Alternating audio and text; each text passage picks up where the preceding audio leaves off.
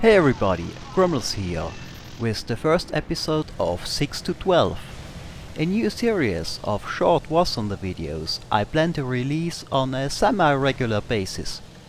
So, what will they be about?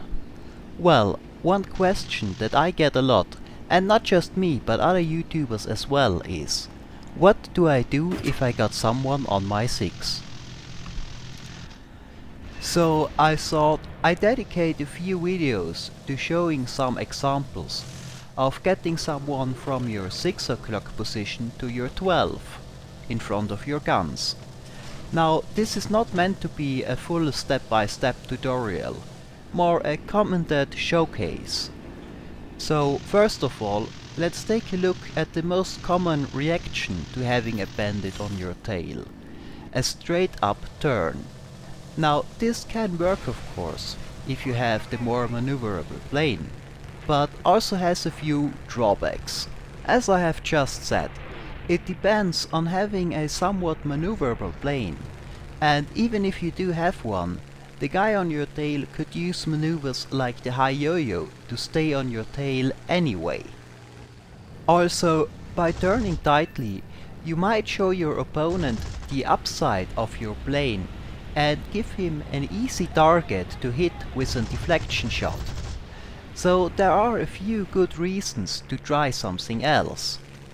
One thing I like to do when the opponent is sufficiently far away and I am high enough, and I have shown you examples of this before, is to come around in a split S, evade the opponent's fire with an offset head on and enter a turn fight.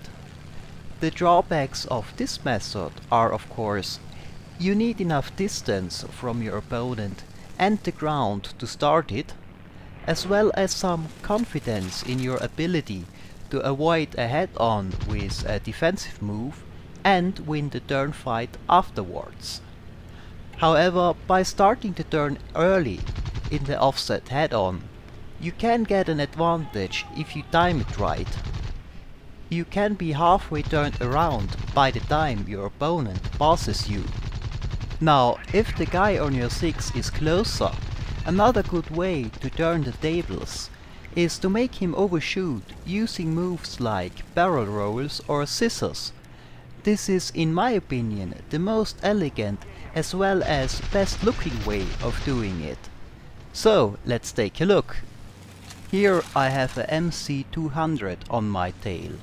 I want to make him pass me and start by doing barrel rolls, followed by a quick scissor, and then when he is about to pass me I use a barrel roll again to try to roll onto his 6. Now scissors will favor the more maneuverable plane, however in my opinion not as much as in a traditional turn. By keeping an eye on your opponent and tailoring your movements to his, and for example incorporating things like barrel rolls into your flying at the right moment, you can counter a more maneuverable plane to a certain point. A question that comes up often at this point is, what happens if your opponent counters your barrel roll with one of his own? Well, what you now often get are rolling scissors.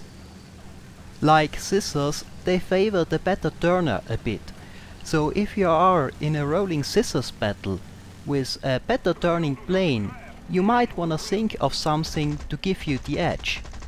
Let's take a look. Here I am in my KI-61C, in a rolling scissors battle with a Spitfire.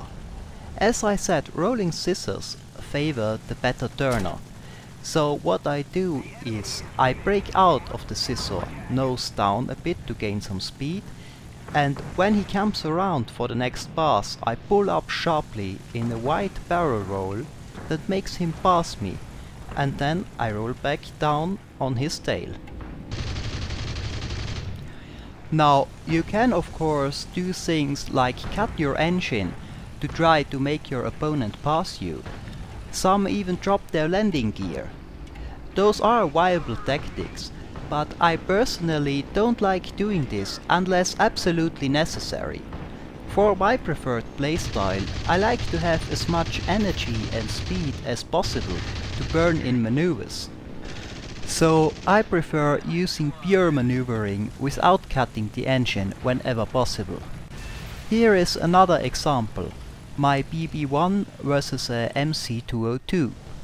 I start with a quick barrel roll to shorten the distance, followed by a scissor. When we are about to cross paths the second time, instead of coming around continuing the scissor, I do a barrel roll in the direction I am banked already, giving me the advantage. Sadly, there are other enemies around, so I cannot capitalize on it. Well, this is it for the first 6 to 12 showcase. I hope you liked it and it provided some pointers you can incorporate into your flying. As I have said, I will continue doing these videos on an irregular basis when I get the footage I think is worth showing in this kind of video. Till then, thanks for watching and maybe I see you next time.